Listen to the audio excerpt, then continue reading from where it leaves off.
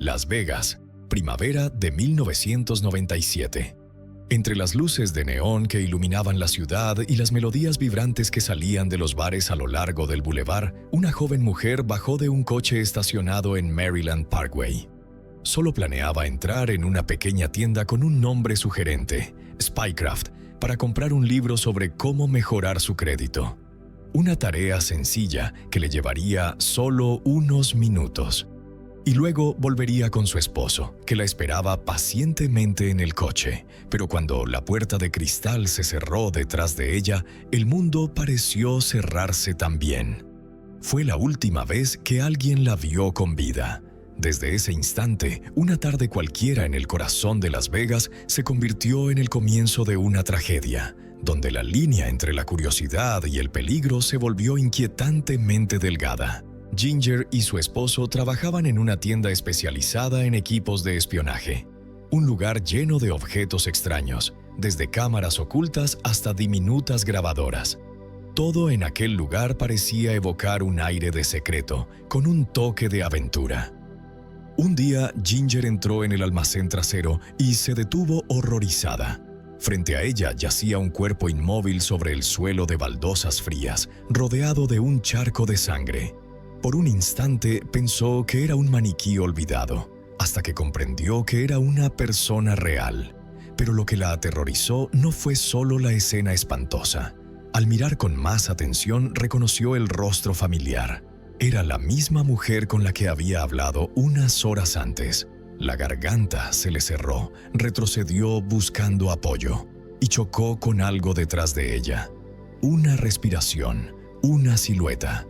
Y en ese momento, todo se sumió en silencio. Denise y Jorge Ríos eran los orgullosos padres de su hija Ginger, nacida en Hunter Ridge, Las Vegas. Tenía además una hermana llamada Daniela. Desde niña, Ginger rebosaba energía y sueños. Le había prometido a su madre, Denise, que si seguía una carrera artística, algún día se convertiría en Miss Las Vegas. Crecida en Las Vegas, Ginger amaba la música, el baile y el canto. Soñaba con tener su propio espectáculo o aparecer en un programa. Además de talentosa, era increíblemente inteligente y extrovertida, siempre el alma de cada reunión. Su energía y carisma eran realmente admirables. Al hacerse mayor, trabajó como bailarina de respaldo en el espectáculo The Salsa Machine. A los 20 años conoció a Mark Hollinger, quien tenía 34. A pesar de la gran diferencia de edad, Ginger se mantuvo serena. Sus padres aprobaron la relación porque la veían feliz. Creían que Mark era el adecuado para ella. Parecía equilibrado y complementaba su personalidad, aunque al principio eran prácticamente extraños. Ambos se unieron rápidamente. Ginger y Mark se casaron y se mudaron a una casa alquilada poco antes de que ocurriera el suceso. Planeaban comprarla más adelante, pero necesitaban un buen puntaje de crédito para ser aprobados. Por eso, Ginger decidió ir a una tienda en Las Vegas para comprar un libro sobre cómo mejorar su crédito. Creía que tener una casa aseguraría un futuro mejor, especialmente porque planeaban tener hijos. Sin embargo, en 1997, encontrar información no era tan fácil como buscar en Google. El 4 de abril de 1997, Mark y Ginger fueron a la dirección 307 Maryland Parkway. En el camino vieron una tienda llamada Spycraft, especializada en equipos de espionaje, que captó inmediatamente su atención. La tienda parecía extraña, llena de cámaras, dispositivos de escucha, libros sobre todo tipo de temas y herramientas de vigilancia. En ese entonces, Spycraft tenía varias sucursales en el oeste y era bastante conocida. Mark estacionó y se quedó en el coche mientras Ginger entraba. Solo planeaba quedarse unos minutos, revisar los libros y marcharse. Llevaba solo su cartera, dejó su bolso y demás pertenencias en el coche. Spycraft atraía a todo tipo de clientes, no todos con intenciones legales. Algunos iban a comprar equipos para fines dudosos. La tienda era administrada por John Flowers y su esposa Cheryl. Ginger pensaba quedarse solo unos minutos, pero nunca volvió a salir. Mark esperó en el coche, pero ella no regresaba. Si hubiera ido a otro sitio, él lo habría notado. Pero Ginger nunca salió de la tienda. Después de unos minutos empezó a impacientarse. La demora inexplicable de Ginger lo irritó, especialmente porque aún tenían otros asuntos pendientes. Perdió la paciencia, entró a la tienda y se acercó al mostrador, donde John y Cheryl atendían a los clientes. Preguntó por Ginger. Si todavía estaba en la tienda, ¿por qué tardaba tanto? John respondió que Ginger había comprado un libro y se había marchado hacía rato. Mark supo de inmediato que eso no era cierto. Había estado sentado justo afuera, observando quién entraba y salía, y Ginger nunca salió. Alarmado, buscó por toda la tienda, pero no la encontró. Volvió al mostrador y rogó a los dueños que lo ayudaran. John repitió la misma historia, lo que aumentó la confusión de Mark. Sin opciones, salió de la tienda y llamó a su suegro, George, para decirle que Ginger había desaparecido. Al principio, George pensó que quizás Ginger había entrado a otra tienda sin que Mark se diera cuenta. No se preocupó demasiado, pero a medida que pasaban las horas sin noticias, la preocupación se transformó en miedo. Ginger nunca había desaparecido sin avisar. Además, su bolso seguía en el coche, y en la cartera solo había algo de dinero en efectivo. Era evidente que no se había marchado por su cuenta. George y Mark comprendieron que algo grave había ocurrido. En pocas horas, Ginger sería encontrada, pero no de la forma que esperaban. Desesperados y llenos de preguntas, George y Mark regresaron a Spycraft esa misma noche, con la esperanza de revisar las cámaras de seguridad. Cuando llegaron, la tienda ya había cerrado. John y Cheryl estaban afuera, junto a una camioneta, con Cheryl cargando a su bebé. Mark y George se acercaron para pedir ver las grabaciones. John les dijo que estaba ocupado y que podían volver el fin de semana para revisarlas.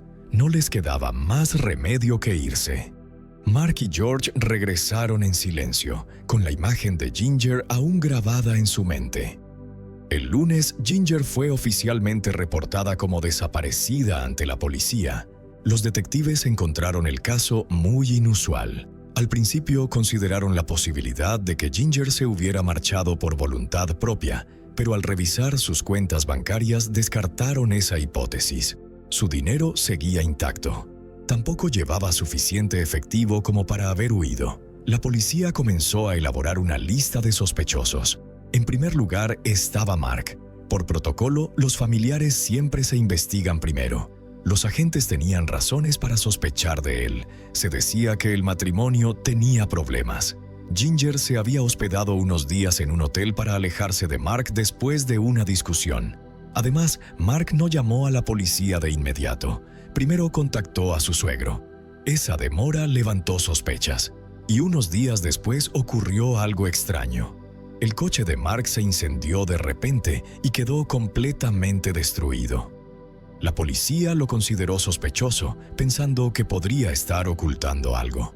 Creían que el incendio no había sido un accidente. Sospecharon que Mark había quemado el coche para destruir pruebas. Luego desapareció por un corto tiempo, lo que aumentó aún más las dudas. Cuando fue encontrado, Mark insistió en que no tenía nada que ver con la desaparición de Ginger y que sufría tanto como los demás. Sobre el incendio, explicó que el coche se había sobrecalentado y se incendió mientras conducía a casa. El fuego se propagó rápidamente y tuvo que salir del vehículo. Intentó apagarlo, pero las llamas crecieron demasiado.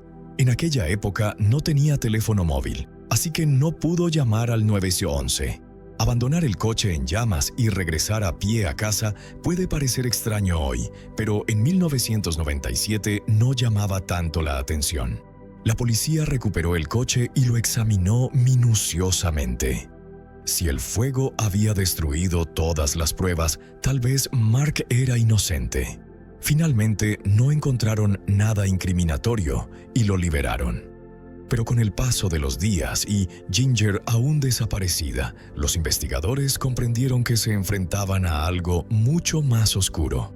Una vez descartado Mark, la policía centró la atención en la tienda Spycraft, el último lugar donde se vio a Ginger. Querían revisar las grabaciones de seguridad, pero hubo un inconveniente. John Flowers estaba en Phoenix, Arizona, supervisando otra sucursal. Sin él no podían acceder a las cintas. Aún así, los agentes registraron la tienda. En el baño trasero percibieron un fuerte olor a lejía, una señal preocupante. También encontraron una pequeña mancha rojiza en la pared. Tomaron una muestra para analizarla mientras esperaban el regreso de John para obtener explicaciones. Ginger seguía desaparecida. Era el último lugar donde la habían visto. El olor a lejía, las manchas extrañas, todo resultaba sospechoso. Cuando fue interrogado, John explicó que su perro había ensuciado el baño y que había usado lejía para eliminar el olor. Dijo que la mancha era insignificante y causada por el animal, sin importancia para analizarla. La policía no pudo hacer mucho más. En 1997, la tecnología de ADN aún no era lo bastante avanzada para sacar conclusiones. Cuando le preguntaron por Ginger, John repitió su versión, que ella compró un libro y se marchó. Incluso afirmó tener video y recibo de la compra. Pero cuando los agentes pidieron verlos, no pudo mostrarlos. No estaba claro si mentía o simplemente era negligente, pero eso lo hacía parecer aún más sospechoso. Sin embargo, sin pruebas, la policía no podía actuar. Posteriormente, ampliaron la investigación, revisando el entorno artístico de Ginger. Tal vez algún admirador la había seguido, pero esa línea tampoco llevó a nada. Pasó un mes y el caso se estancó. Luego, unos meses más tarde, apareció una persona con información que lo cambiaría todo. Era Cheryl, un nombre familiar, la esposa de John Flowers. Cheryl reveló un detalle crucial. Cuando se le preguntó por qué no había hablado antes, dijo que tenía demasiado miedo de su marido, sobre todo porque fue ella quien descubrió a Ginger. Contó que en cuanto Ginger entró en la tienda, John la miró fijamente, con una expresión obsesiva que hizo que Cheryl sintiera un escalofrío. Él le ordenó a Cheryl que fuera a la parte trasera a buscar algo, como de costumbre. Cuando regresó, Ginger había desaparecido. En ese momento, Mark entró buscando a su esposa. Cheryl realmente no sabía dónde estaba Ginger. Después de que Mark se marchó, John advirtió a Cheryl que no entrara al almacén, pero ella, movida por la curiosidad y el miedo, lo hizo de todos modos. La escena casi la hizo gritar. Ginger yacía en el suelo, inmóvil. Cheryl se dio la vuelta para huir, pero chocó con John. Él se acercó y la amenazó, diciéndole que si decía algo, ni ella ni su hijo saldrían con vida. Luego le confesó que había atacado a Ginger hasta matarla cuando ella fue a buscar algo. Para encubrir el crimen, Cheryl recordó que John y otro empleado limpiaron la habitación usando una gran cantidad de lejía. Después, John colocó el cuerpo de Ginger en la camioneta, la misma que Mark y George vieron aquella noche. Esa noche estuvieron a solo unos pasos del cuerpo de Ginger. Cheryl sabía exactamente dónde estaba, pero no se atrevió a hablar. Más tarde, Cheryl, John y su hijo pequeño condujeron hasta Arizona, donde John enterró el cuerpo de Ginger en una caja de madera de cedro, aproximadamente un mes después de su desaparición. Finalmente, la policía encontró el cuerpo en el desierto, pero al principio no pudo identificarlo. Cuando John se enteró, huyó. Fue Cheryl quien llevó a los agentes hasta el lugar del entierro. El cuerpo fue exhumado, enterrado bajo una capa de cemento. Los resultados confirmaron que se trataba de Ginger Ríos, de 20 años. La policía tenía suficiente evidencia para solicitar una orden de registro de la tienda Spycraft. Encontraron el ADN de Ginger en el almacén trasero. Y luego llegó otra sorpresa. John Flowers no era su verdadero nombre. Su nombre era Craig Leslie Jacobson, un criminal con un largo historial en Florida, fugitivo por robo. Había sido arrestado, cambió su nombre, se casó con Cheryl y abrió la cadena de tiendas Spycraft. No se sabe si Cheryl conocía el pasado delictivo de Craig. Juntos dirigían la red de tiendas Spycraft en todo el oeste, incluida una sucursal en un centro comercial de Las Vegas. Varias personas contaron que Craig solía fijarse en mujeres de cabello oscuro. Aún más inquietante, un joven declaró que Craig le había pagado para que tomara fotografías de mujeres morenas. En agosto de 1997, Craig fue arrestado en Los Ángeles tras un altercado con la policía. Aunque los detalles del enfrentamiento no fueron revelados, estaba claro que Craig, también conocido como John Flowers, no era bueno ocultándose. Fue rápidamente extraditado a Nevada y acusado del asesinato de Ginger. Craig confesó haberla matado, alegando que padecía esquizofrenia e intentando mostrar un comportamiento inestable. Pero aquello parecía ser parte de un plan para reducir su condena. Los expertos señalaron que Craig le había dicho a un compañero de celda que planeaba fingir locura para manipular al sistema judicial. El fiscal aseguró que estaba completamente cuerdo y solo fingía. En un principio, las autoridades consideraron la pena de muerte, pero luego ofrecieron un acuerdo de culpabilidad. Craig lo aceptó de inmediato. Según el acuerdo, accedió a compensar a la familia de Ginger con aproximadamente $3,200 y cumplir cadena perpetua sin posibilidad de libertad condicional durante los primeros 20 años. Esa fue la sentencia que recibió. Sin embargo, había otro detalle.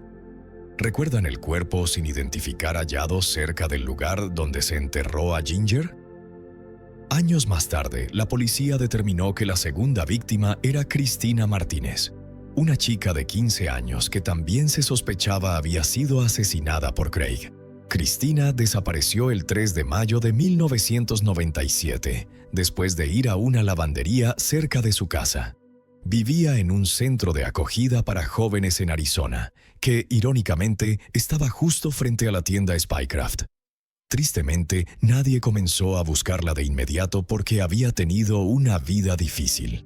Su cuerpo permaneció enterrado en el desierto durante varios meses. Después de que Craig cumplió su condena en Nevada en 2015, fue extraditado a Arizona para ser juzgado por el caso de Cristina. Sin embargo, nunca fue condenado por este crimen. En 2016, el Tribunal del Condado de Maricopa declaró que Craig no era competente para enfrentar juicio. Pero el mismo juez más tarde determinó que, en realidad, estaba completamente lúcido y fingía estar enfermo.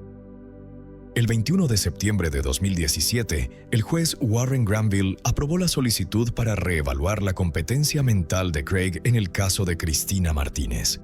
Desde entonces, no ha habido más actualizaciones públicas. Craig sigue encarcelado y se cree que podría haber asesinado a más mujeres y niñas de lo que admitió. En mayo de 1997, se sospecha que también mató a otra joven llamada Mary Stoddard, cuyo cuerpo nunca ha sido encontrado. La muerte de Ginger Rios dejó un profundo dolor en su familia. Craig incluso llegó a escribirle una carta al padre de Ginger, expresando su arrepentimiento por haberles causado tanto sufrimiento. Alegó que atacó a Ginger porque ella se enfadó con él en la tienda. Una excusa absurda y cruel. Verdadera o no, su declaración demostró que Craig era un hombre peligroso, un depredador de mujeres y jóvenes, responsable de múltiples crímenes. La mayoría de sus palabras no eran más que mentiras. Mientras tanto, Mark, el esposo que había sido falsamente sospechoso, apareció en televisión, devastado y desesperado. Solo quería recuperar a su esposa. Estaban a punto de comenzar una nueva vida juntos, con dificultades, sí, pero Mark amaba a Ginger con todo su corazón.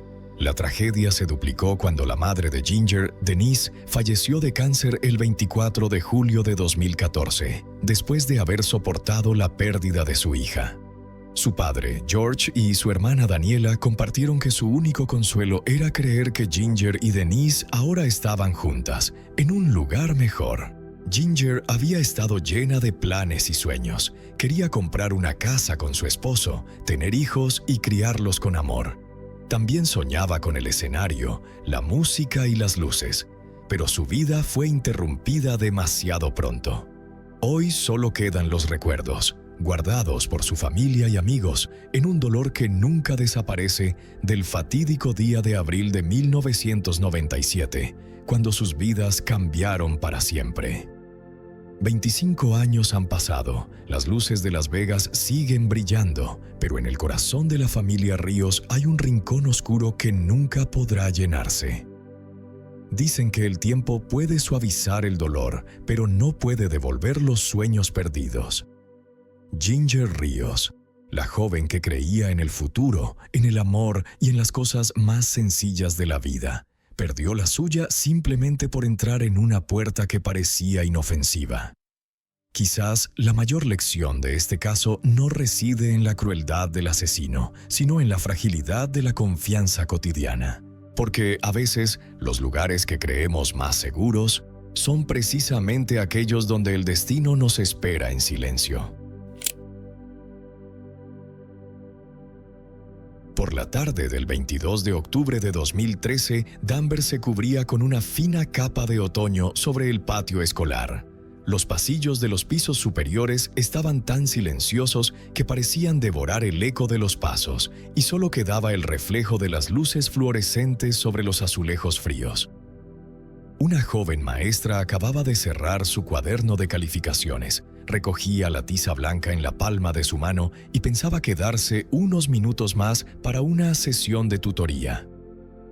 La puerta del baño del segundo piso estaba entreabierta, tan ordinaria como cualquier otro día, hasta que los minutos siguientes se convirtieron en un vacío que nadie pudo explicar. Las cámaras de seguridad seguían grabando, mientras afuera las hojas de arce seguían cayendo. Nadie sabía que una grieta invisible acababa de formarse en el muro de tranquilidad de aquella escuela. Horas más tarde, a partir de pequeños indicios, una bolsa olvidada, una mancha borrosa en el suelo, un rastro que conducía hacia el borde del bosque, la calma de Danvers fue destrozada. Desde ese momento, la historia dejó de ser sobre una escuela y se convirtió en un relato sobre la luz amable de una maestra y sobre cómo la oscuridad encuentra su camino incluso en los lugares que parecen más seguros. Philip Chase nació el 21 de enero de 1999 en Clarksville, Tennessee. Desde pequeño mostró una pasión intensa por el deporte, especialmente por el fútbol. Al llegar a la escuela secundaria, su talento fue reconocido y se convirtió en uno de los jugadores más prometedores del equipo. En 2012, sus compañeros lo consideraban una pieza clave que los había ayudado a ganar el campeonato del torneo. Para la mayoría, Philip era un chico educado, tranquilo y algo introvertido. Nadie podía imaginar los trastornos emocionales que ocultaba. Su vida familiar estaba llena de inestabilidad. Su padre, un exmilitar, sufría una fuerte adicción al alcohol y solía maltratar a Philip tanto física como emocionalmente. La tensión constante entre sus padres, con discusiones violentas y frecuentes, solo hacía que su infancia fuera más caótica. En el otoño de 2013, todo llegó al límite y sus padres decidieron separarse. Aquel divorcio cambió por completo su vida. Philip se mudó con su madre a un pequeño pueblo del estado de Massachusetts, mientras su padre se trasladó a Florida, con derecho a visitarlo solo en determinadas ocasiones. En una sola noche, todo lo que le era familiar desapareció. Adaptarse a un nuevo entorno no fue fácil. Siendo de naturaleza introvertida, Philip tenía dificultades para comunicarse y conectar con los demás. Evitaba el contacto social y pasaba la mayor parte del tiempo solo. Sin embargo, con el paso del tiempo comenzó a abrirse y adaptarse mejor. Philip se unió al equipo de baloncesto y empezó a hacer amigos. Aunque seguía siendo reservado y solo se acercaba a quienes confiaba, su silencio hacía que los demás lo vieran simplemente como un adolescente tímido y normal. Evitaba el alcohol y las drogas y rara vez llamaba la atención. Pero detrás de esa calma aparente, los conflictos internos crecían poco a poco. Philip empezó a encontrar cada vez más difícil concentrarse en los estudios. En lugar de prestar atención en clase, solía perderse en su propio mundo, dibujando en su cuaderno o sumergiéndose en la música para escapar de la realidad. Fue durante ese tiempo cuando Philip conoció a Colleen Ritzer, una de las profesoras más queridas y respetadas de la escuela secundaria Danvers. Colleen era conocida por su amabilidad y su habilidad especial para conectar con los alumnos. Siempre había soñado con ser maestra. Como estudiante brillante en matemáticas, estudió esa materia con especialización en educación secundaria y tras graduarse comenzó a enseñar matemáticas a estudiantes de 8º grado, un trabajo al que dedicaba todo su empeño y pasión. La dedicación de Colleen hacia sus alumnos se reflejaba en todo lo que hacía. A menudo se quedaba después de clase para ayudar a los estudiantes con dificultades e incluso usaba las redes sociales para motivarlos y mantener el contacto fuera del aula. Cuando Philip entró a su clase, Colleen notó enseguida sus dificultades académicas. Sabiendo que atravesaba problemas personales, creía que Philip tenía un verdadero potencial. Solo necesitaba ánimo y apoyo para recuperar su confianza. Pero, a diferencia de la mayoría de sus alumnos, Philip mostraba indiferencia ante esa preocupación. La mañana del 22 de octubre de 2013, Philip llegó a la escuela secundaria Danvers con varias bolsas. Dentro no llevaba libros ni materiales escolares, sino guantes, una máscara, ropa de recambio y un cúter. Esa tarde asistió a la clase de Colleen como de costumbre, justo cuando la sesión estaba por terminar. Colleen se acercó a Philip, elogió su dibujo y le sugirió amablemente quedarse después de clase para ayudarle a prepararse para el próximo examen. Pero en lugar de mostrarse agradecido, Philip se enfureció de repente. Su arrebato tomó a Colleen por sorpresa. Ella intentó calmarlo, pero Philip salió del aula con el rostro inexpresivo. Alrededor de las 3 de la tarde, Colleen entró al baño. No sabía que Philip la seguía en silencio. En ese momento, la escuela estaba casi vacía. Moviéndose con cautela, Philip entró al baño, se puso los guantes y llevó consigo el cúter que había preparado. Sin previo aviso, la atacó. Philip tapó la boca de Colleen con una tela para impedirle gritar y la inmovilizó. Luego actuó con brutalidad, causándole graves heridas y apuñalándola al menos 16 veces. El ataque se interrumpió solo cuando otra estudiante entró al baño buscando una mejor señal para su teléfono. La joven alcanzó a ver a Philip adentro, pero no notó nada extraño, pensando que solo se estaba cambiando para el entrenamiento de fútbol. Sin saber que a pocos pasos de ella se había cometido un crimen atroz, salió sin decir nada. Inmediatamente después, Philip salió del baño. Con la capucha cubriéndole el rostro y una mano manchada de sangre, caminó con calma por el pasillo hacia el estacionamiento de la escuela con un propósito frío: deshacerse del cuerpo de Colleen.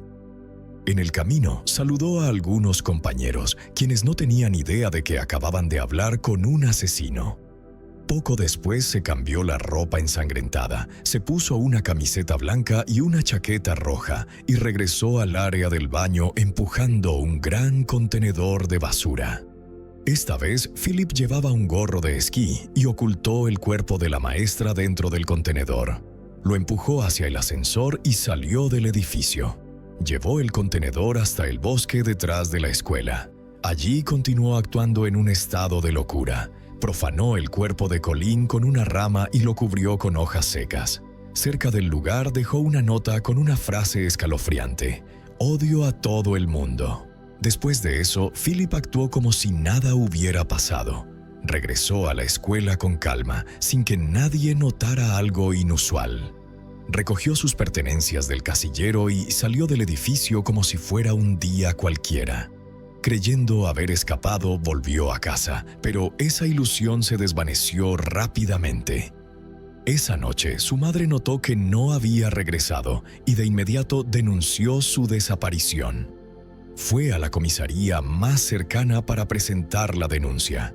Al mismo tiempo, sus compañeros del equipo de baloncesto también se dieron cuenta de su ausencia en el entrenamiento y comenzaron a buscarlo, temiendo que algo malo hubiera ocurrido.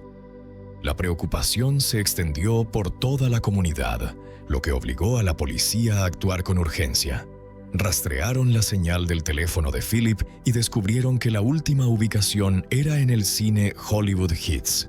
Cuando llegaron, supieron que había comprado una entrada para una película esa noche, pero después de las 9, la señal de su teléfono se apagó por completo. En ese momento, el director de la escuela Danvers envió un correo a todo el personal docente, informando que el estudiante Philip Chisholm estaba desaparecido. Poco después llegó otra llamada inquietante de otra profesora de matemáticas, informando que Colin Ritzer también había desaparecido. Los padres de Colin acababan de avisar a la policía de que su hija no había regresado a casa y no respondía a las llamadas. Lo que hacía el caso aún más inquietante era que Colin y Philip habían tenido clase juntos esa misma tarde. La preocupación comenzó a extenderse. ¿Habrían estado juntos antes de desaparecer? Los padres de Colin llamaron desesperadamente una y otra vez, pero todas las llamadas iban al buzón de voz. A las 11 de la noche comprendieron que algo terrible había sucedido y presentaron oficialmente la denuncia de desaparición. Los investigadores rastrearon la señal del teléfono de Colin, la cual los condujo de nuevo a la escuela secundaria Danvers, el último lugar donde se había visto a Philip. Al desaparecer dos personas en el mismo sitio y al mismo tiempo, la policía entendió que debía actuar de inmediato. La primera pista apareció cuando encontraron el coche de Colin aún estacionado en el aparcamiento de la escuela. La alarma se activó de inmediato.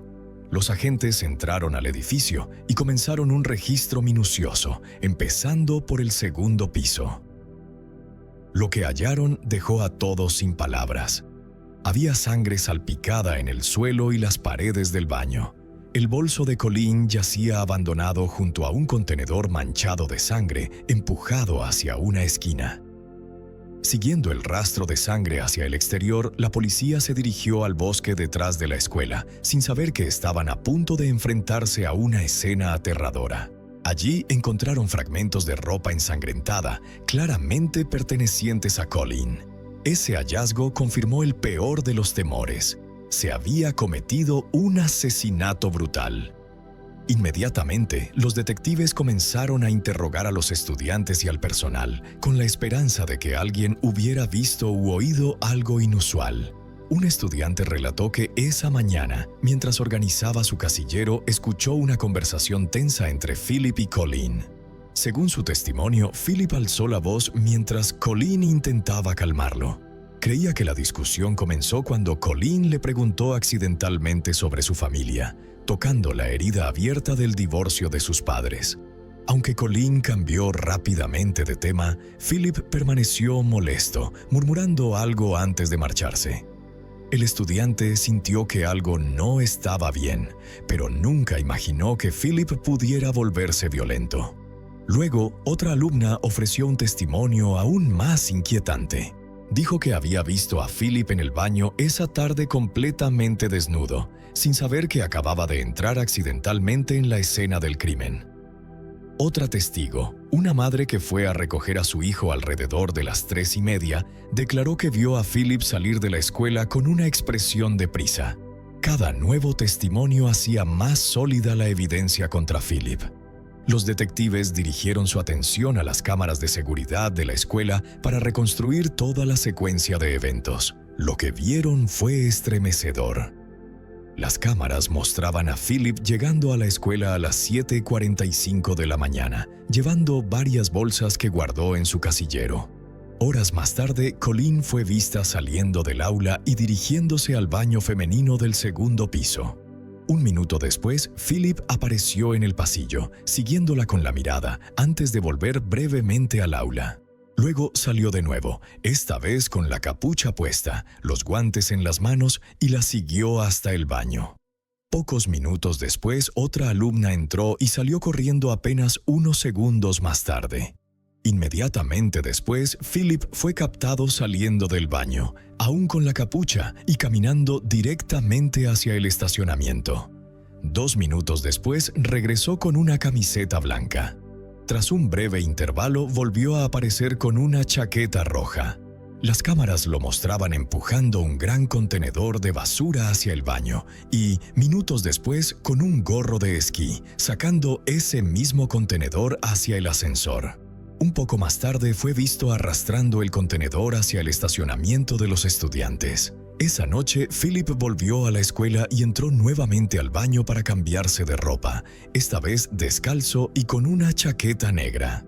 Al revisar toda la grabación, los investigadores comprendieron una verdad escalofriante. Colleen Ritzer había entrado en ese baño, pero nunca volvió a salir. Durante la investigación, la policía descubrió que Philip había entrado y salido de la escuela varias veces ese día, cada vez con ropa diferente y en una ocasión empujando un gran contenedor. Combinando esas imágenes con la evidencia de sangre en el baño, solo quedaba una conclusión lógica. Colleen Ritzer había sido asesinada y Philip era el principal sospechoso. Inmediatamente las autoridades iniciaron la búsqueda. Revisaron las cámaras fuera del campus y en las calles cercanas, intentando determinar la dirección en la que se había desplazado Philip. Al mismo tiempo, monitorearon la actividad bancaria de Colleen, ya que Philip había tomado su cartera y sus tarjetas de crédito, por lo que existía la posibilidad de que las hubiera utilizado. Esa sospecha se confirmó rápidamente cuando detectaron transacciones recientes. La tarjeta de Colleen se usó para comprar una porción de hamburguesa, papas fritas y una bebida. Además, vieron que se había adquirido una entrada para la película Gravity con esa misma tarjeta, en un lugar que coincidía con la última señal del teléfono de Philip, aparecida cerca del cine poco después de que ocurrieran los hechos. Mientras la policía buscaba con urgencia, el destino intervino. Aproximadamente a las 2:30 de la madrugada del 23 de octubre, un agente de un pueblo vecino detectó a un adolescente caminando solo por la autopista cerca del cruce de la Route 1 North y Salem Road. Era Philip, que deambulaba sin rumbo. Al reconocerlo por el aviso de persona desaparecida, el agente detuvo el vehículo para interrogarlo. Al registrarlo, encontró en su poder la identificación y las tarjetas de crédito de Colleen Ritzer. Peor aún, los pantalones de Philip todavía tenían sangre. Fue arrestado de inmediato y trasladado a la comisaría local. Al revisar la mochila de Philip, la policía halló algo aún más aterrador. Dentro estaban la cartera de Colleen, objetos personales de ella y el cúter todavía con sangre seca. Las pruebas forenses posteriores demostraron que en sus pertenencias había rastros de sangre y ADN de Colleen. Cuando le preguntaron por el origen de la sangre, Philip respondió con frialdad: «De esa chica». Habló de su maestra con una falta de empatía escalofriante. Sin mostrar arrepentimiento alguno, añadió con calma que el cuerpo estaba enterrado en el bosque. Hacia las 3 de la madrugada, los agentes llegaron al bosque detrás de la escuela secundaria Danvers. Tras peinar la zona, vieron un montón de hojas y basura que parecían normales. Todo parecía inofensivo hasta que un policía distinguió un pequeño dedo con esmalte rosa asomando entre las hojas secas. Al apartarlas con cuidado, quedaron horrorizados. El cuerpo de Colleen Ritzer estaba boca arriba, con un corte profundo en el cuello y múltiples signos de lesiones graves en el torso. A su lado había un par de guantes blancos ensangrentados y un papel con una frase garabateada: «Odio a todo el mundo». El cuerpo fue llevado inmediatamente a la autopsia. El resultado confirmó que Colleen había sido atacada en numerosas ocasiones, con al menos 16 puñaladas. Philip fue acusado de agresión grave, robo con arma y asesinato en primer grado. Se le denegó la libertad bajo fianza y quedó en prisión preventiva a la espera de juicio.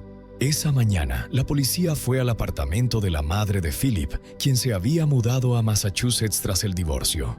Ella, temblorosa, dijo que la separación había afectado a ambos, especialmente a su hijo.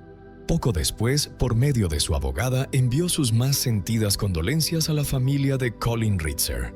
Sin embargo, el tío de Philip tenía otra visión. Sostenía que algo lo había provocado, afirmando que la adolescencia es una etapa en la que se pierde el control con facilidad, y recalcó que Philip tenía solo 14 años en ese momento. Describió a su sobrino como un buen chico, de una buena familia, como si intentara minimizar la gravedad del caso. El exentrenador de fútbol de Philip también comentó que quería escuchar toda la historia antes de juzgar. Mientras tanto, la compañera de clase, Riley Doyle, no podía creer lo sucedido. dijo que no entendía por qué alguien querría hacer daño a la señora Ritzer, a quien recordaba como una persona dulce, dedicada y bondadosa. La familia de Colleen estaba totalmente devastada. El 28 de octubre de 2013, toda la comunidad se reunió en la iglesia de St. Augustine para despedirla por última vez. El funeral fue profundamente emotivo, con casi 1000 asistentes, entre ellos alrededor de 400 alumnos de la escuela Danvers. Muchas personas vestían de rosa, el color favorito de Colleen.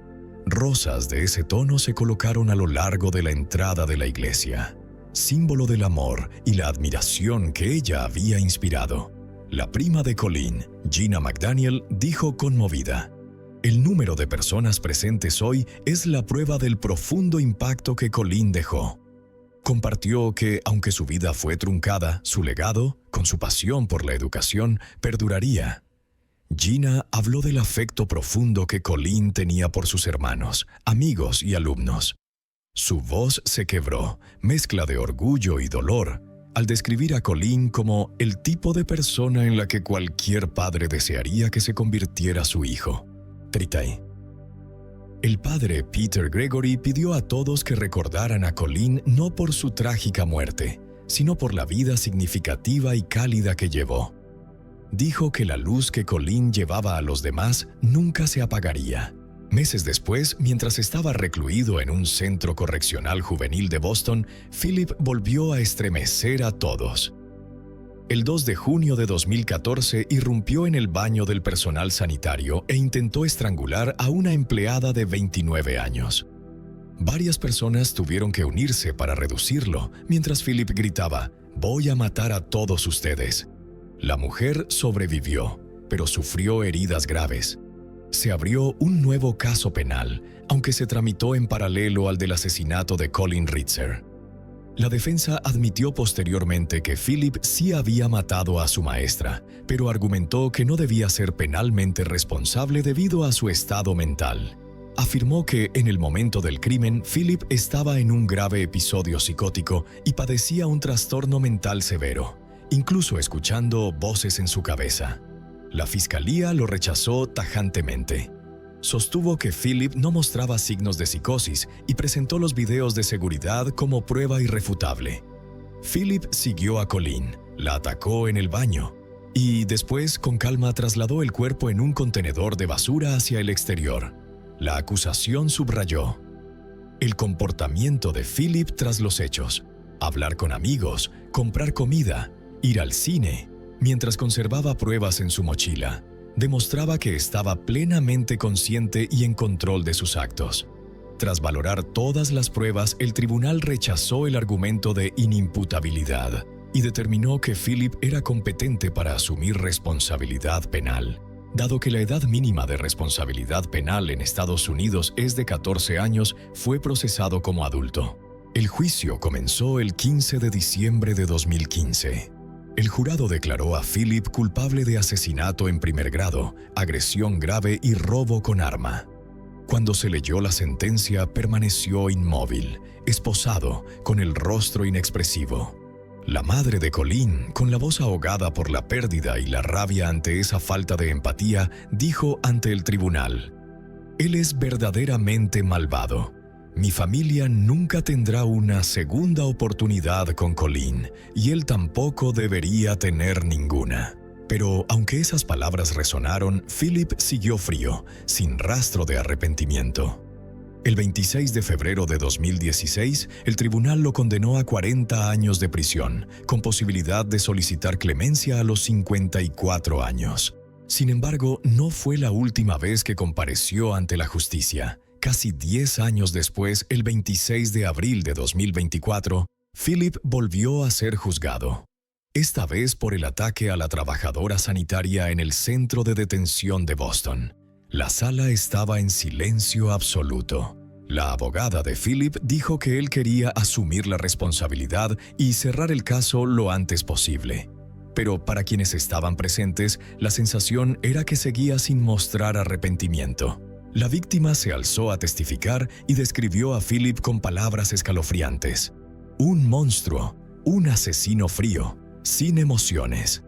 Relató el ataque con miedo, diciendo que su rostro la perseguía cada noche. Suplicó al tribunal que mantuviera a Philip en prisión de por vida, para que nadie más tuviera que sufrir un horror similar. El juez finalmente impuso a Philip una pena adicional de 17-20 años de prisión, a cumplir en paralelo con la condena previa por asesinato. Hasta hoy, sigue cumpliendo condena por 2 crímenes horribles cometidos contra 2 mujeres que solo quisieron ayudarlo. Aunque el dolor perdura, la familia de Colleen decidió preservar su memoria, en lugar de permitir que la tragedia definiera su vida. Un año después de los hechos, crearon la beca conmemorativa Colleen Ritzer, destinada a apoyar a estudiantes que persiguen la carrera docente. En su declaración pública escribieron: Colleen era una persona bondadosa, entregada y llena de pasión. Vivió por amor a su profesión, por sus alumnos, y dejó una luz que la muerte no puede apagar. Hoy, muchos beneficiarios de esa beca se han convertido en maestros, continuando el legado que Colleen dejó. Colleen Ritzer se fue, pero su aula no. El suave tono rosado que tanto amaba sigue siendo el color de las conmemoraciones, de la beca que lleva su nombre, de las horas de tutoría que continúan con las nuevas generaciones de docentes.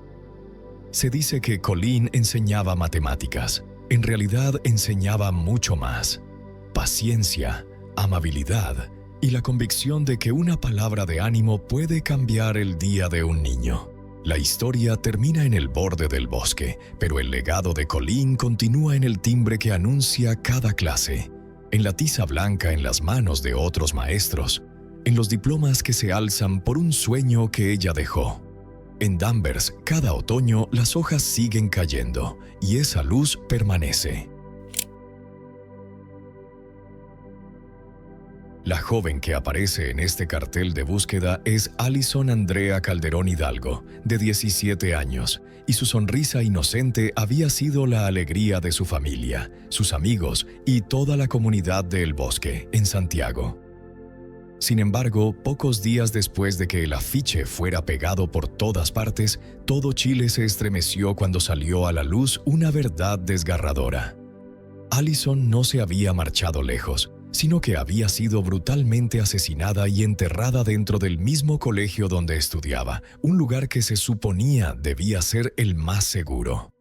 El caso expuso el verdadero y aterrador rostro del asesino Julio Miranda Herrera, quien se hacía pasar por conocido de los alumnos para ocultar un pasado lleno de violencia y crímenes. Si quieres conocer todos los detalles de este escalofriante caso, quédate hasta el final del video. Alison Calderón era una adolescente de 17 años que salió de casa un día sin imaginar que sería la última vez, ya que su vida fue arrebatada en circunstancias trágicas. La búsqueda desgarradora y desesperada de su familia terminó después de 5 días, cuando su cuerpo fue encontrado enterrado en el patio de la institución donde estudiaba, un lugar donde muchos creían que debería sentirse segura. Alison Andrea Calderón Hidalgo nació el 26 de febrero de 1999 en Bosque, una comuna del sector sur de Santiago, la capital de Chile, en el seno de una familia unida, con padres cariñosos y atentos, y al menos una hermana llamada Grisel. No se revelan muchos detalles sobre la infancia de Alison. Sin embargo, se sabe que amigos y familiares la describen como una chica feliz, amorosa, extrovertida, carismática, alegre y muy sociable. Tanto que la llamaban el alma de la fiesta por su energía y su capacidad para motivar a quienes la rodeaban. En 2016, esta joven de 17 años era estudiante de primer año en el Liceo Fray Luis Beltrán, y en particular el 20 de marzo se iba a jugar el clásico del fútbol chileno entre Colo-Colo y la Universidad de Chile. Alison había planeado ver el partido con amigos y primos, por lo que salió de casa con un conjunto que incluía una chaqueta roja y jeans. Pero a cierta hora su familia comenzó a preocuparse porque la joven aún no había regresado. Fue entonces cuando empezaron a llamar a sus acompañantes pensando que podría haberse quedado en casa de algunos de ellos, pero nadie sabía dónde estaba, Incluso algunos aseguraron que no había asistido al partido, lo que de inmediato encendió las alarmas para todos. Así que al día siguiente, además de reportar el caso a la policía, comenzaron una intensa búsqueda en la comunidad, incluyendo el recinto escolar donde Allison estudiaba, pero no había rastro de ella, por lo que también publicaron carteles en redes sociales con su nombre, información y número de contacto, pidiendo ayuda para encontrarla. Pasaron 5 días sin noticias sobre la joven, hasta que de repente, el 25 de marzo, una llamada telefónica de la mejor amiga de Allison, una mujer llamada Deborah Bales Andrea, reveló su ubicación. Pero la noticia no era nada positiva. Ella dijo que el cuerpo de Allison había sido enterrado en el patio de la escuela y que era víctima de un hombre llamado Julio Rodrigo Miranda Herrera, de 32 años. Y por si fuera poco, la mujer que llamó es la novia de este hombre. Julio es un joven que vivía en el recinto escolar, ya que su padre era el conserje del lugar, y se sabía que este hombre intentaba relacionarse bien con los estudiantes, porque les vendía drogas, pero también tenía antecedentes de agresividad, especialmente contra las mujeres. Andrea se comunicó de inmediato con Trinidad, la abuela de Allison, y juntas fueron a la escuela lo más rápido posible. Entraron y comenzaron a buscar señales que las llevaran al lugar donde se suponía que estaba enterrado el cuerpo. De repente, Andrea notó algo en un montículo de tierra ubicado en el estacionamiento de la institución educativa que llamó fuertemente su atención. Y al remover un poco la tierra, pudo ver claramente la chaqueta roja de su amiga. Sin dudarlo, informaron a las autoridades y, tras llegar a la escuela, comenzó la investigación. Mientras tanto, Grisel revisaba el perfil en una red social de Allison y descubrió que la última conversación que tuvo con su hermana fue precisamente con Julio, quien le había dicho que fuera sola y esperando lo que ella iba a hacer. Él respondió que ya estaba casi llegando. Esta conversación tuvo lugar justo antes de que comenzara el partido de fútbol. En ese momento, Allison había sido vista por última vez por sus familiares cuando salió de casa y nunca regresó. Luego, después de las 7 de la noche de ese viernes 25 de marzo y 5 días después de la desaparición de la adolescente, los vecinos del barrio en el bosque comenzaron a reunirse en las afueras de la escuela secundaria y finalmente las sospechas fueron confirmadas por el fiscal a cargo del caso. De manera similar, el jefe del equipo de investigación de homicidios de la Policía de Chile confirmó que efectivamente se trataba del cuerpo de Allison, enterrado en una tumba no muy grande, y los peritos recogieron las evidencias relacionadas. Así que, tras recibir esta noticia, los vecinos y amigos de Allison, reunidos frente al Instituto de Educación, quisieron irrumpir con la intención de atacar a Julio, el sospechoso acusado, afirmando que él estaba dentro de la escuela porque es hijo del encargado de las instalaciones. Esto provocó la intervención de los carabineros, la Policía Militarizada de Chile, responsable de la seguridad interna del país, junto con el Grupo Especial de Policía para intentar calmar la situación. El hombre no estaba en la escuela y había desaparecido en ese momento, siendo intensamente buscado por las autoridades, quienes tenían una orden de arresto en su contra emitida por un tribunal con autoridad. Sin embargo, esto no impidió que se produjeran enfrentamientos entre vecinos y los uniformados. De igual forma, el perfil en redes sociales de Allison dejó de recibir mensajes de sus familiares, quienes le pedían que regresara a casa o contactara a su familia, expresando condolencias y publicando mensajes que la describían como una amiga incondicional. Ahora, lo único que quedaba era encontrar al sospechoso culpable y llevarlo ante la justicia. Pero esto no tardó mucho en ocurrir, porque el 26 de marzo las autoridades recibieron una llamada anónima a la línea de información, en la que alguien afirmaba haber visto a un individuo con las características de Julio. Y fue en esas horas siguientes cuando comenzó el hallazgo del cuerpo de Allison. La imagen de ese hombre se difundió. Él tenía una marca muy particular en la cara, lo que facilitaba su identificación. Era un tatuaje sobre la ceja derecha. El capitán de carabineros explicó que una patrulla detuvo a Julio y lo arrestó en ese momento. Según aseguró también el fiscal a cargo del caso, el hombre estaba intentando escapar.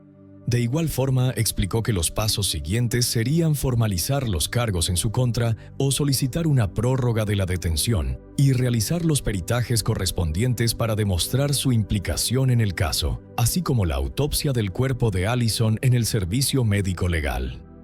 Por eso, tras la detención de Julio, los medios mostraron aún más interés en el suceso y al momento de la entrega intentaron obtener alguna reacción de él. El hombre, con el rostro cubierto, frente a la cámara, afirmó conocer a la adolescente pero no haberle hecho daño. «Oh, ella es una buena chica. Yo no maté a nadie. Oye, ¿tú la conoces?» «Sí, la conozco, pero no maté a nadie.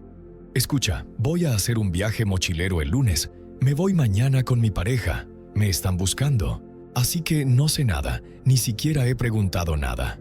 Voy de mochilero». Luego, Julio sería trasladado a la zona urbana para que el procedimiento de formalización se realizara rápidamente. Así que llegamos en la tarde del domingo 28 de marzo, día en que muchos amigos y vecinos acudieron a la casa de la familia de Allison, donde se realizó el funeral para rendir homenaje y recordar. Tras el emotivo evento, el cuerpo fue trasladado por una caravana hacia el cementerio municipal, para despedirse por última vez y apoyar a los familiares en momentos tan difíciles. Dolor. Por su parte, las autoridades parecían haber hecho los esfuerzos necesarios para apoyar el clamor de justicia. Y el 29 de marzo presentaron en la ciudad una nueva denuncia contra Julio, detallando que su padre fue suspendido del cargo mientras se desarrolla un sumario para aclarar lo sucedido, tal como declaró el alcalde de El Bosque. Y mientras tanto, la Fiscalía mantiene cautela sobre lo que el contexto será presentado en el juicio. Andrea recuerda que fue Débora quien reveló lo que pasó, incluso aportando algunos detalles adicionales. Está claro que en ese momento de la reunión, él intentó quitarle un collar que ella llevaba en el cuello y también su teléfono móvil, lo que provocó una pelea entre ellos hasta que finalmente él la agarró del cuello con tanta fuerza que ella dejó de respirar. Le quitó todas sus pertenencias y finalmente la enterró. Así que el primer lunes decidió tomar sus cosas y marcharse de viaje con su pareja. Y en el camino, él vendió el collar y el teléfono móvil, eliminando a Allison. A medida que la investigación avanzaba, una de las preguntas por resolver era determinar si el padre de Julio tenía alguna responsabilidad, y el servicio forense debía aclarar la causa de la muerte de Allison, y si ella fue víctima de abuso sexual, algo que nunca se hizo público. Así que el 29 de marzo, este hombre finalmente se presentó ante el público en una audiencia oficial que duró más de 2 horas, donde el fiscal encargado del caso presentó un relato detallado sobre los hechos que llevaron al crimen. También se presentaron varios testimonios, incluido el de Débora, quien declaró que Julio le confesó el crimen mientras viajaban juntos, y al final de la audiencia se ordenaron 180 días de investigación y la prisión preventiva para el hombre, que fue trasladado a otra cárcel debido a las amenazas que recibió en prisión, entre ellas una de un tío de Allison. Él está cumpliendo condena por un robo ocurrido en una unidad de transporte. Mientras tanto, la madre de Allison expresó su indignación mientras allegados a la familia y un grupo de miembros de la comunidad se congregaban frente al tribunal con pancartas y imágenes de la joven en sus manos, mostrando profunda rabia y dolor por lo ocurrido. Al mismo tiempo, exigían que se hiciera justicia. Mientras tanto, amigos, vecinos y familiares pintaron un mural con la imagen de la chica, coloreando su rostro en una de las paredes de su casa para mantener viva su memoria en el barrio, donde se reunían a orar por ella, hacer plegarias, encender velas y dejar flores. Y a pocos metros del mural, varios coches estacionados en la calle mostraban mensajes en los parabrisas traseros en homenaje a la joven, como comentó un vecino que vio crecer a Allison. Esta realidad impactó y sorprendió a todos, declarando que este fue el evento más terrible en la historia de la comunidad. También se supo que se organizó un campeonato deportivo en la cancha ubicada a pocos metros de la casa, donde Allison vivía con su madre y hermanas, con el objetivo de recaudar fondos para ayudar a la familia a afrontar los gastos del funeral. Sobre la madre de la joven, ella declaró que no quería hablar del tema, que nadie podía entender sus sentimientos o pensamientos en esa situación. Entre el dolor, la rabia y la desesperación, dijo a Allison que era su princesa y su pequeña hija, que ya no está con ella porque le arrebataron la vida. De manera similar, Lucía, tía de la joven, parte de la familia materna, conocida por su voz entrecortada y lágrimas, contó que cuando recibieron el cuerpo, el rostro de Allison estaba muy magullado. Y también afirmó que durante la audiencia oficial se observaron mordeduras y rasguños en las manos y brazos de Julio, considerados señales defensivas que la joven pudo haber causado al defenderse del ataque. También dijo que estaba muy preocupado por su hermana, porque ella no quería comer, hablar ni asistir a ninguna reunión en memoria de Allison, ya que seguía aparentemente en estado de shock y en tratamiento psicológico por lo sucedido. Por eso, junto a ella está su madre, quien se encarga de cuidarla y ayudarla a superar el dolor. Por lo tanto, la investigación continúa avanzando, y durante ese tiempo realizaron procedimientos como la reconstrucción de la escena del crimen, en la que Julio participó junto con miembros de la familia de Allison y representantes de las distintas partes, incluida la autoridad. Así, en febrero de 2017, en un día que comenzó después de las 8:30 de la mañana y se extendió por unas 4 horas, todas las partes. Las personas involucradas se reunieron en las instalaciones de la escuela, donde cada una reveló su teoría sobre lo que ocurrió el día del crimen, o con el propósito de que todos los presentes pudieran expresar sus puntos de vista, permitiendo así a los investigadores y al Ministerio del Interior obtener una visión más clara de cómo ocurrió el delito mediante el contraste entre las declaraciones y versiones previas, las pruebas físicas y las afirmaciones que intentaban esclarecer la verdad. Así es como buscamos aclarar la cadena de eventos que llevó a la muerte de Allison, reconstruyendo los movimientos y acciones humanas en la escena del crimen. Por supuesto, esto tiene un impacto emocional muy fuerte para la familia de la joven.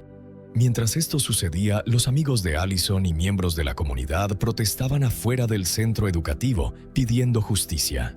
Además, surgieron testimonios de otras jóvenes que denunciaron abusos previos por parte de Julio, lo que reforzó la gravedad de las acusaciones en su contra. Uno de esos testimonios fue el de una chica, novia suya por unos meses, quien declaró que el hombre era muy celoso y tenía una actitud violenta, mencionando de manera específica que él la estranguló con fuerza cuando estaban a solas. Esta agresión se volvió más violenta cuando comenzaron los actos sexuales. Dijo que quería dejarme ir, pero no fue así. Empezó con odio. Yo le dije, él no me deja ir, no me deja ir. Otra joven llamada Génesis supuestamente estuvo vinculada con el sujeto, quien la llevó al lugar donde ella vivió y fue retenida durante varios días mientras la abusaba. Sin embargo, decidió no denunciar por miedo. Según Julio, él la amenazó con atacar la integridad de su familia si lo hacía. Por su parte, los familiares de Allison, junto con sus seguidores en esta causa, se reunieron con pancartas y fotos de la joven frente al tribunal, exigiendo justicia y que el culpable sea castigado en este caso. Mientras tanto, según algunos expertos, Julio es una persona con rasgos psicopáticos, manipulador y mentiroso. Además, se sabe que el hombre consumía drogas, algo que se considera una razón importante que influenció su comportamiento violento. También se conoce, a través de algunas fuentes, que Julio había sido condenado anteriormente a 7 años de prisión por robo y por conductas amenazantes, y fue liberado aproximadamente 1 año después por buena conducta, lo que generó una serie de análisis y críticas al sistema judicial. Entre ellos, algunos dijeron que el hombre tenía antecedentes penales y era conocido por su conducta violenta. Por lo tanto, el sistema esperó a que ocurriera una tragedia como esta. Allison actuaría respecto a este caso en ese momento, algo que según ellos no se hizo. No se supervisaron las acciones de Julio ni su estado psicológico, reconociendo que era un peligro para la sociedad. En ese momento se dice que es lamentable que solo haya sido condenado a entre 10 años y cadena perpetua, pero como comentamos, se necesitaban 180 días para completar el estudio y emitir el veredicto.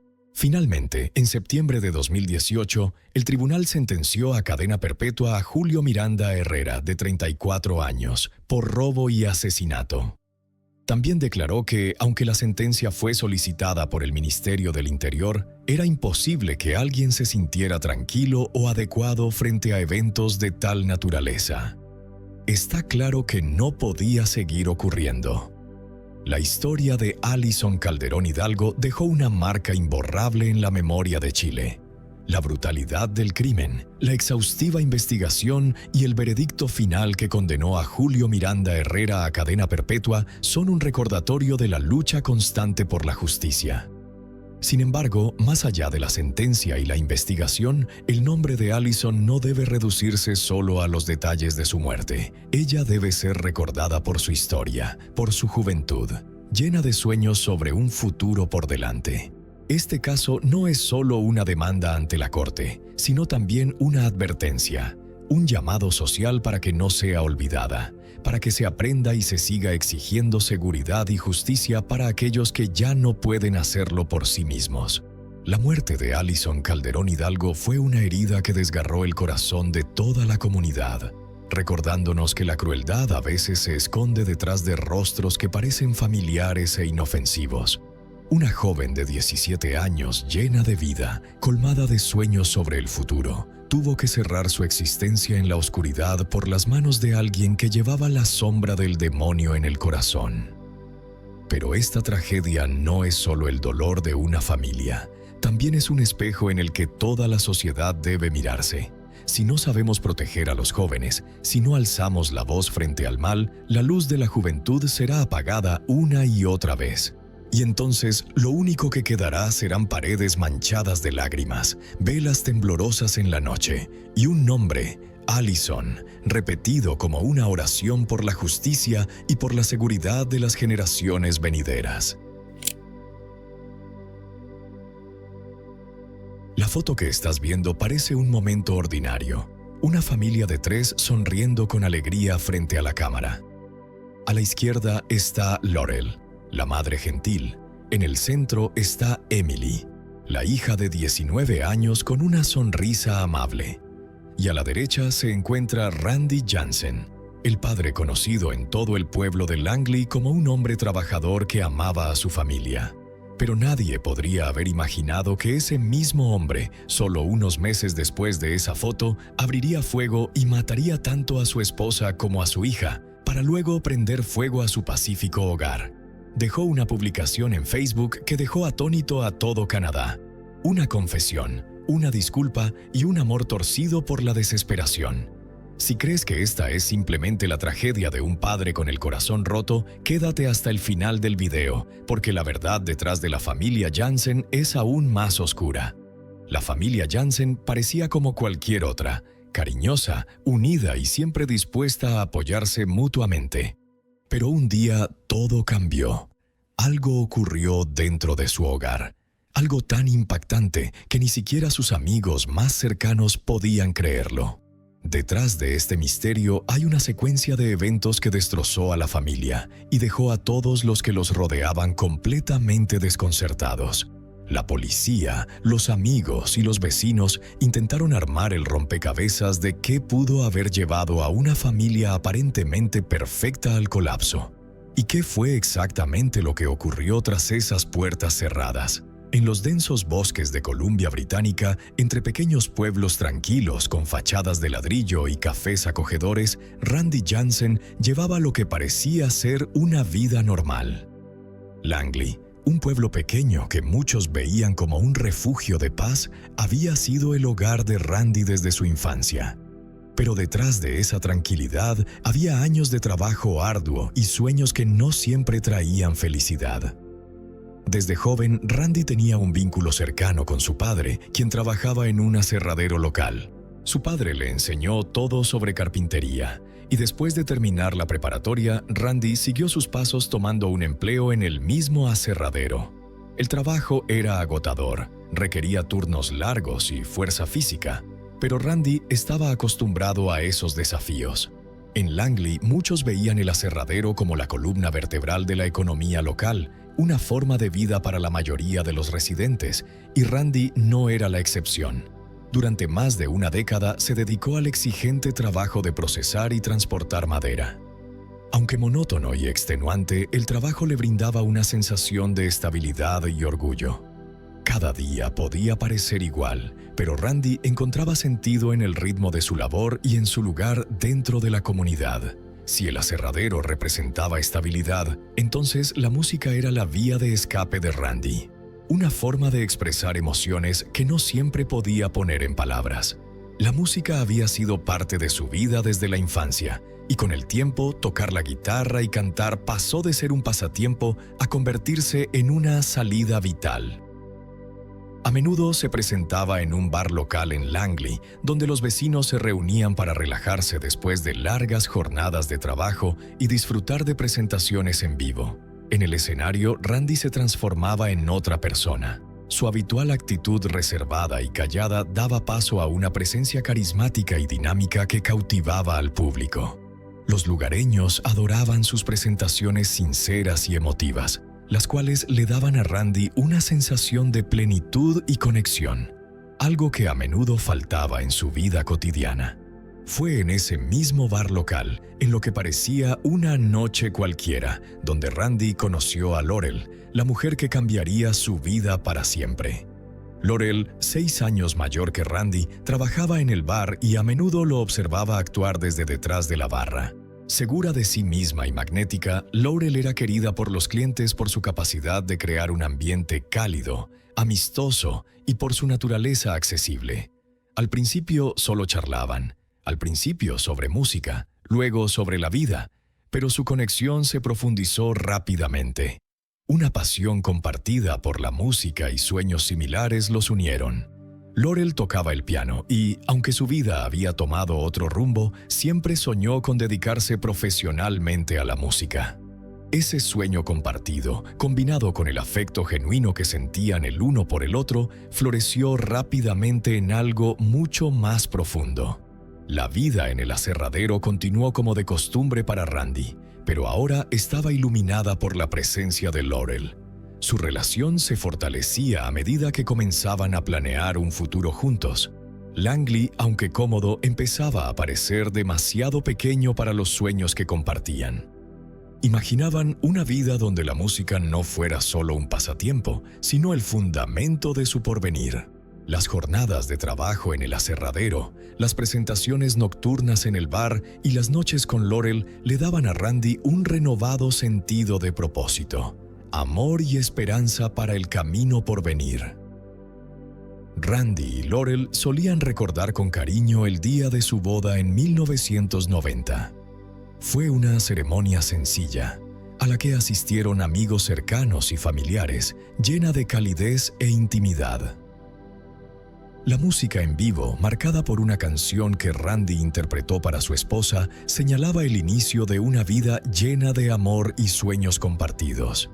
Unos años después de la boda, nació su hija, Emily, y se convirtió en el centro de su mundo. Randy decía con orgullo que Emily era lo mejor que le había pasado en la vida, y su amor por ella era evidente para todos los que conocían a la familia. Emily tenía solo 8 años cuando su vida dio un giro inesperado y difícil.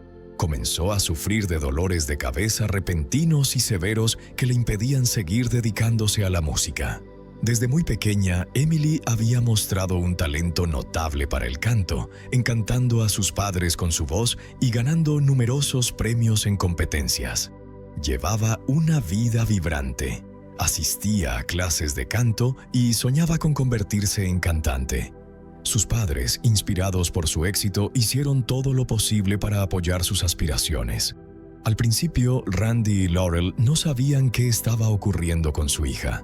Visitas al médico y numerosos exámenes médicos no arrojaban respuestas claras, dejándolos en la oscuridad sobre la condición de Emily. Emily tuvo que abandonar la escuela y pasar a la educación en casa, ya que las luces brillantes y los ambientes ruidosos empeoraban sus intensos dolores de cabeza. Su habitación se convirtió en un refugio a media luz, donde pasaba la mayor parte del tiempo. Randy y Laurel se turnaban para cuidarla, haciendo todo lo posible para aliviar su dolor y brindarle consuelo durante su sufrimiento. Después de extensas evaluaciones médicas, los doctores finalmente dieron un diagnóstico: migraña. Fue un impacto devastador para toda la familia. Los medicamentos recetados a Emily solo ofrecieron un alivio mínimo, aliviando el dolor ligeramente, pero sin extinguirlo por completo. La música, algo que antes amaba profundamente, su mayor alegría, ahora estaba fuera de su alcance. Emily, una joven vibrante y enérgica, se fue aislando poco a poco, pasando la mayor parte del tiempo en silencio y oscuridad. Randy y Laurel buscaron desesperadamente formas de ayudar a su hija. Probaron tratamientos incontables, consultaron a muchos especialistas y exploraron terapias alternativas, pero nada ofrecía el alivio a largo plazo que tanto esperaban. El pronóstico médico era desalentador. Las migrañas a menudo duran toda la vida y muchas personas soportan el dolor de manera indefinida. Las estadísticas muestran que alrededor del 53% de quienes sufren migrañas no pueden conducir debido a los síntomas. El 30% tiene dificultades para completar sus estudios y el 34% enfrenta desafíos en el ámbito laboral. Aunque estas cifras demostraban que la condición de Emily era médicamente común, no aliviaban en nada el dolor de sus padres al ver cómo su hija se desvanecía lentamente. Esos años fueron especialmente difíciles para Randy. La música, que antes era su refugio, se convirtió en un recordatorio doloroso de que Emily ya no podía tocar la pasión que una vez le trajo alegría. Las noches que pasaba tocando la guitarra ahora se sentían vacías sin la voz de Emily, y actuar en el bar local, que alguna vez fue una fuente de inspiración, ya no le traía felicidad. Comenzó a pasar más tiempo en casa, siempre cerca de Emily y apoyándola en todo lo que podía. Pero a medida que el dolor de Emily empeoraba, Randy y Laurel se sentían cada vez más impotentes. La hija enérgica, llena de vida y determinación, ahora pasaba sus días en su habitación, alejada de la vida y del sonido. Aunque Randy continuaba trabajando, sus pensamientos siempre estaban con Emily, y cada día despertaba con la esperanza de encontrar una forma de aliviar el dolor de su hija. Cuando Emily cumplió 18 años, su condición empeoró. Las migrañas se volvieron más frecuentes, más intensas. A veces duraban varios días. El dolor constante interrumpía sus estudios y su capacidad para mantener amistades. Aún así, Emily se negó a renunciar a su sueño. Se inscribió en el programa de artes de la Universidad de Columbia Británica, cursando Bellas Artes con el sueño de convertirse en cantante de ópera. Para Emily, asistir a la universidad no era solo un esfuerzo académico, sino una oportunidad para recuperar una sensación de normalidad y acercarse a la vida que siempre había deseado. Aunque físicamente agotada y frecuentemente plagada de dolor, Emily se esforzaba por participar en sus estudios. Tomaba clases de canto, teoría musical, historia del arte y literatura. Incluso participaba en eventos estudiantiles y conciertos siempre que podía. A pesar de los desafíos, sus compañeros admiraban su determinación por estar presente en la escuela, incluso en los momentos más difíciles. Pero detrás de esas actividades había una lucha silenciosa. Emily a menudo tenía que faltar a clases y estudiar por su cuenta. Los medicamentos fuertes recetados para controlar sus migrañas la hacían sentirse cansada, somnolienta y débil. Su régimen de tratamiento incluía triptanes, anticonvulsivos y antidepresivos para aliviar los síntomas. Sin embargo, estos medicamentos venían con efectos secundarios significativos: depresión, dificultad para concentrarse y un deterioro general de la salud física. Con el tiempo, Emily comenzó a evitar tomar los medicamentos tanto como fuera posible para reducir su impacto en el cuerpo, recurriendo en su lugar a métodos alternativos para controlar la condición. Emily comenzó a meditar y practicar respiración profunda. Aplicaba compresas frías en la frente y evitaba los desencadenantes como las luces brillantes, los olores fuertes y los ruidos intensos. Su habitación se convirtió en un refugio, un lugar donde podía esconderse de todo lo que agravaba su dolor. Durante los episodios más intensos, pasaba días enteros en la oscuridad, evitando la luz y el sonido, mientras sus padres, Randy y Laurel, se turnaban para cuidarla y hacer todo lo posible por reducir su sufrimiento. Aún así, Emily intentaba mantener una sensación de normalidad. Se mantenía en contacto con sus amigos, aunque no podía verlos tan seguido como antes. A veces tenía que cancelar planes en el último minuto debido a una migraña repentina, pero sus amigos nunca la abandonaron. La visitaban en casa, pasaban tiempo con ella y le ofrecían apoyo para asegurarse de que no se sintiera aislada. A pesar de las limitaciones impuestas por su condición, Emily se negó a renunciar a las cosas que amaba. Su determinación por volver a la música y vivir una vida plena nunca flaqueó, sin importar cuán difícil fuera el camino. El 7 de mayo de 2015, Randy Jansen publicó una actualización de estado en Facebook que conmocionó a todos los que alguna vez lo conocieron. En la publicación confesaba haber cometido actos inimaginables durante los últimos 10 días.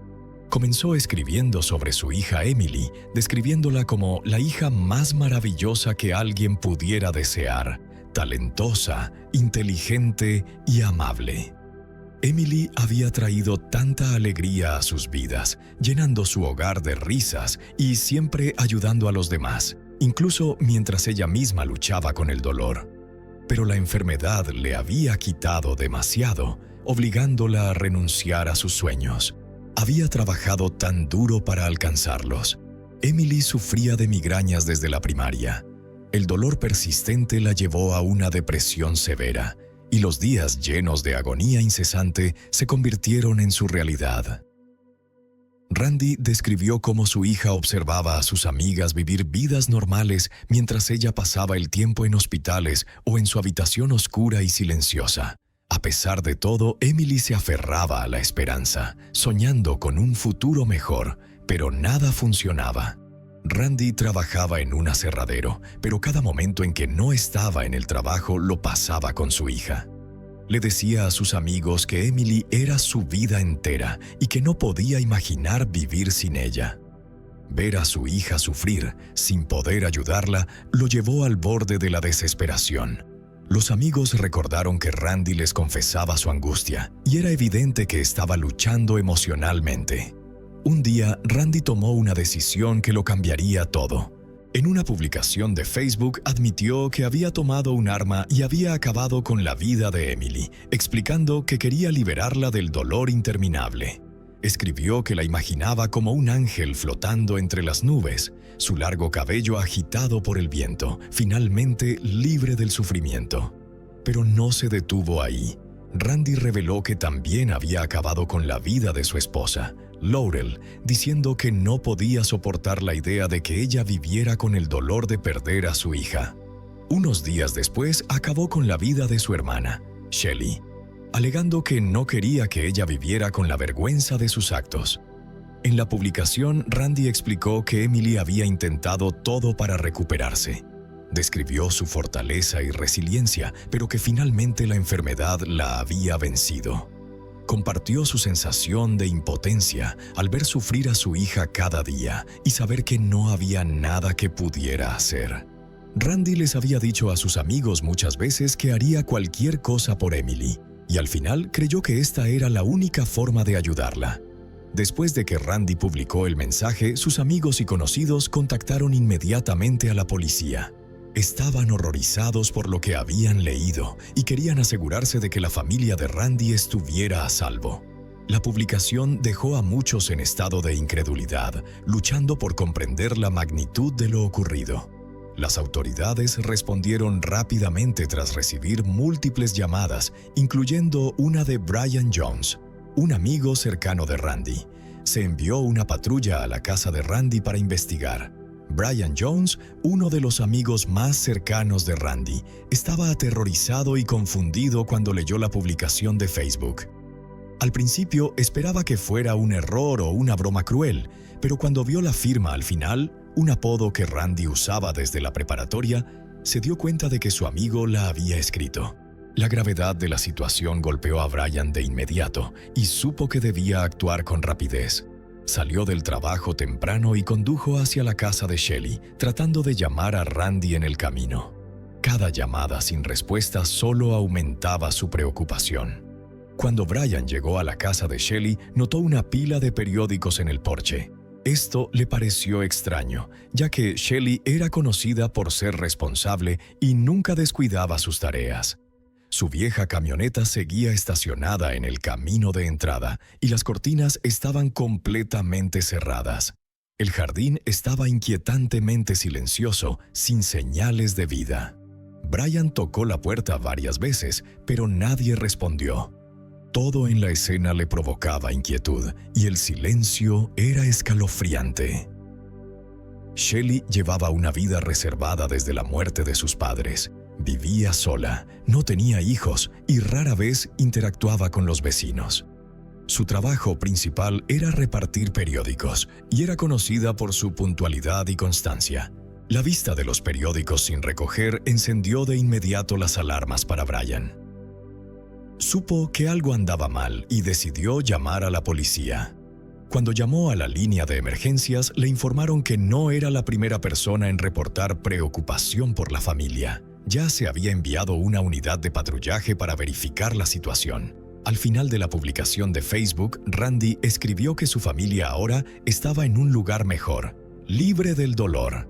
Expresó su pesar por sus acciones, asumió toda la responsabilidad y se disculpó con todos a quienes había lastimado. La publicación terminaba con palabras estremecedoras. Descansen en paz, mi pequeña familia. Al leer eso, Brian sintió una oleada de conmoción e incredulidad. Siempre había conocido a Randy como un hombre amable y cariñoso, alguien que amaba profundamente a su familia. La idea de que su amigo pudiera hacer algo así, o incluso tener un arma, estaba más allá de su imaginación. Recordó cómo Randy siempre hablaba de su familia con amor y devoción, y luchaba por comprender cómo todo se había vuelto tan oscuro. Cuando llegó la policía, intentaron establecer contacto con Randy Jansen, quien estaba dentro de la casa. Los oficiales lo vieron a través de una ventana en el piso superior, sosteniendo un arma. Usaron un altavoz e intentaron llamarlo por teléfono, pero Randy no respondió. Los oficiales eran plenamente conscientes de la tensión y sabían que debían actuar con cautela para evitar una escalada. La casa fue rodeada y los negociadores comenzaron los intentos de contacto, pero Randy no mostró señales de rendirse ni de querer hablar. Después de varias horas, el enfrentamiento escaló a una situación mucho más peligrosa. Randy prendió fuego a la casa y los oficiales vieron cómo el humo comenzaba a salir del piso superior. Todos los esfuerzos por acceder a la casa fracasaron. Las llamas se propagaron demasiado rápido, bloqueando todas las entradas. A través de la ventana, los oficiales alcanzaron a ver un cuerpo en la planta baja envuelto en sábanas, pero no pudieron acercarse lo suficiente para identificarlo. En cuestión de minutos, el fuego consumió toda la casa, obligando a los equipos de respuesta a retirarse. Los bomberos llegaron al lugar, pero la casa estaba completamente envuelta en llamas, lo que hizo imposible cualquier intento de rescate. El incendio fue tan intenso que el interior permaneció inseguro para ingresar durante varios días, incluso después de que las llamas se extinguieron. No fue hasta el 10 de mayo, 3 días después del incendio, que los investigadores pudieron ingresar a los restos calcinados de la casa para comenzar su inspección. Dentro del hogar destruido, los investigadores descubrieron 3 cuerpos. Emily, de 19 años, fue encontrada en su habitación, envuelta en una sábana. Laurel, de 50, fue hallada en la cocina, también cubierta con una manta. Los investigadores determinaron que ambas habían recibido 2 disparos en la cabeza y que las heridas se produjeron aproximadamente 10 días antes de que Randy publicara en Facebook. El cuerpo de Randy fue encontrado en la habitación del piso superior. Había muerto por suicidio con un arma de fuego antes de prender fuego a la casa. Según la posición del cuerpo y los restos del arma, quedó claro que Randy había sufrido un colapso emocional severo cuando tomó la decisión de quitarse la vida. Cuando la policía llegó a la casa de Shelley, la hermana de Randy, encontraron su cuerpo en la sala de estar. Shelley también había recibido 2 disparos en la cabeza y su cuerpo estaba cubierto con una manta, de la misma manera. Los investigadores concluyeron que había muerto 2 días antes de ser descubierta, sin señales de lucha en la escena, lo que sugiere que Randy la tomó por sorpresa. La condición de Emily se había deteriorado significativamente durante el último año. Los doctores tuvieron que administrarle morfina para aliviar su dolor insoportable. Estas inyecciones eran el último recurso, y los vecinos solían ver a sus padres ayudándola a entrar a casa después de las visitas al hospital. Emily se había vuelto tan débil que necesitaba apoyo solo para caminar. Esos momentos rompían el corazón de cualquiera que conociera a la familia. Randy Jansen, el padre de Emily, siempre hizo todo lo posible por cuidar a su familia a pesar de los muchos desafíos. Un año antes de la tragedia, visitó a su médico familiar debido a insomnio prolongado y estrés abrumador. Confesó que ver a su hija soportar tanto dolor era increíblemente difícil. El médico le sugirió sedantes y recomendó más descanso, pero Randy se negó, creyendo que la medicación no resolvería el verdadero problema.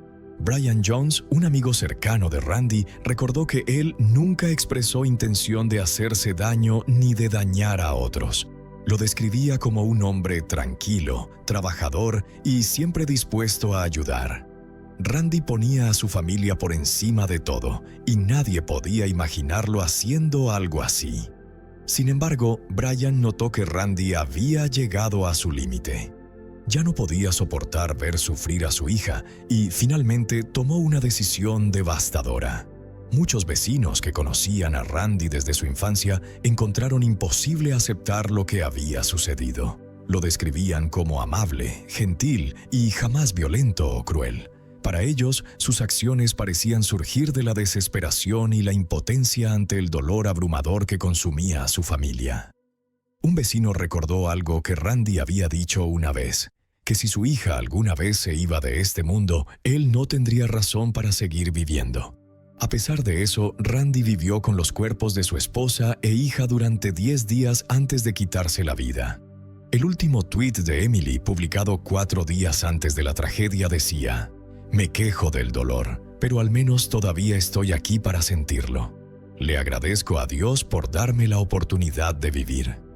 El tuit reflejaba su deseo de aferrarse a la vida pese al sufrimiento constante. Sus publicaciones en redes sociales a menudo mostraban resiliencia y un esfuerzo por mantenerse optimista a pesar de la enfermedad. Intentaba mantener la esperanza, incluso cuando todo a su alrededor parecía sombrío. Emily fue recordada como una joven amable y compasiva que siempre intentaba mantenerse conectada con el mundo. Le apasionaba la música y cantaba en la iglesia local siempre que su salud se lo permitía.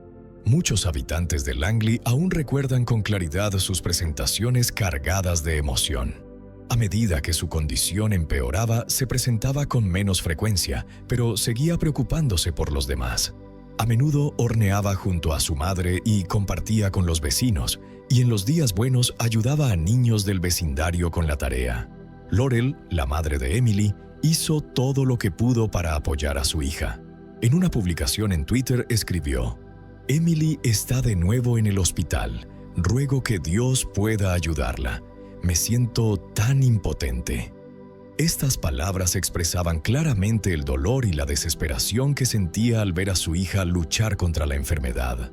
Laurel estaba emocionalmente agotada, pero nunca se rindió. Siempre buscaba maneras de aliviar el sufrimiento de Emily. Shelley, la hermana de Randy, no tenía forma de prever la tragedia que estaba a punto de suceder. Nadie en la familia pudo imaginar que su destino quedaría sellado de manera tan catastrófica.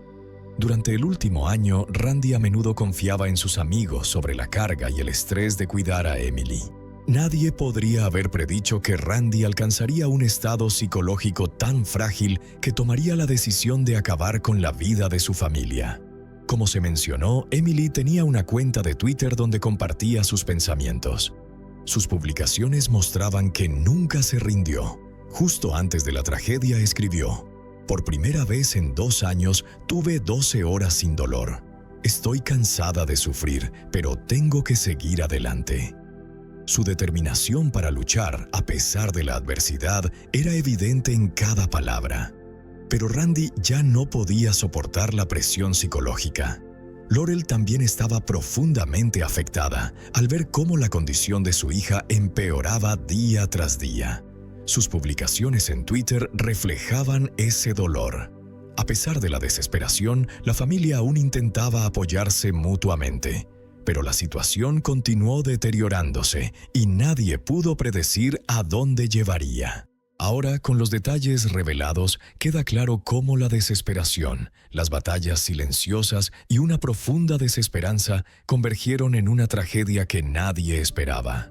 La historia de la familia Jansen es un recordatorio sombrío de que, incluso detrás de muros aparentemente fuertes, puede arder un dolor indecible que a veces estalla de formas que nadie pudo prever.